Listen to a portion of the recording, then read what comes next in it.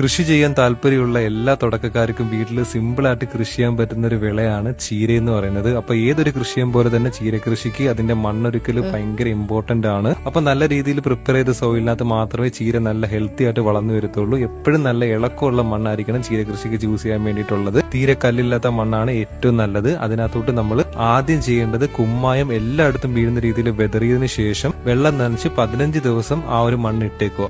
ഇതിനുശേഷം തണുപ്പിച്ച കോഴിവളവും ചാണകപ്പൊടിയും നല്ല രീതിയിൽ എല്ലായിടത്തും വീഴുന്ന രീതിയിൽ വെതറി കൊടുക്കുക. അതിന്റെ കൂടെ കുറച്ച് വേപ്പിൻ പിണ്ണാക്കും കൂടെ വെതറി കൊടുത്ത് മണ്ണ് ഇളക്കിയിട്ട് നമ്മൾ എത്ര ചീരവിത്താണോ പാകാൻ ഉദ്ദേശിക്കുന്ന ആ എടുക്കുന്ന ക്വാണ്ടിറ്റിയുടെ ഒരു 10 ഇരട്ടി അധികം മണലോ എംസാൻഡോ അതിലോട്ട് മിക്സ് ചെയ്തതിനു ശേഷം നല്ലപോലെ വാരി വിതറി ലൈറ്റായിട്ട് മണ്ണിളക്കിയിട്ട് വെള്ളം ഒഴിച്ചു കൊടുത്തു കഴിഞ്ഞാൽ കറക്റ്റായിട്ട് എല്ലാ ചീരകളും മുളച്ചു വരും. പിന്നീടുള്ള ദിവസങ്ങളിൽ പുളിപ്പിച്ച വളമോ അല്ലെങ്കിൽ ഗോമൂത്രമോ പിന്നെ അതുപോലെ തന്നെ ചാണകം നേർപ്പിച്ച് ഒഴിച്ചു കൊടുക്കുന്നതൊക്കെ ചെയ്ത് കൊടുത്താൽ തന്നെ ചീര നല്ല റിസൾട്ടിൽ വളർന്നു വരും കേട്ടോ. അതുപോലെ തന്നെ ചുവട്ടിലെ മണ്ണിളക്കി കൊടുക്കുന്നതും ചീരയ്ക്ക് നല്ല രീതിയിലൊരു വളർച്ച കിട്ടാൻ വേണ്ടി ഹെൽപ്പ് ചെയ്യും. അപ്പോൾ ഇടയ്ക്കിടയ്ക്ക് ഒരു 3 ദിവസം ഗ്യാപ്പിലേക്ക് ജസ്റ്റ് ഒന്ന് മണ്ണിളക്കി കൊടുത്ത് എന്തെങ്കിലും ഒരു ചെറിയ വളം അതിന്റെ ചുവട്ടിൽ കൊടുത്തു കഴിഞ്ഞാൽ നല്ല ഹെൽത്തി ആയിട്ടായിരിക്കും ചീര വളർന്നു വരാൻ വേണ്ടി പോകണം കേട്ടോ.